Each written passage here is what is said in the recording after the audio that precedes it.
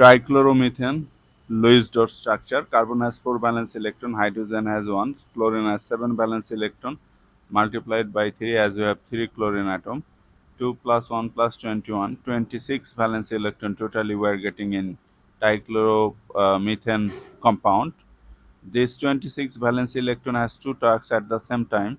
The first task is to connect this 5 atom together, and the second task is to satisfy the octet and duet of the atoms present here.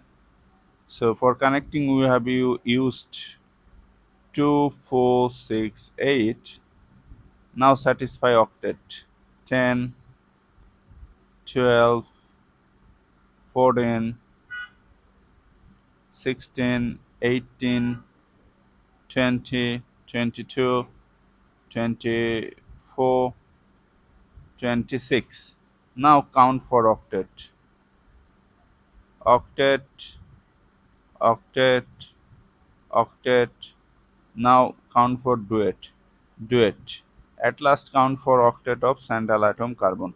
Carbon is a central atom because it has the highest capacity of making bond, and it is least electronegative. Hydrogen is always considered outer atom. You can replace this bonding pair by a line like this.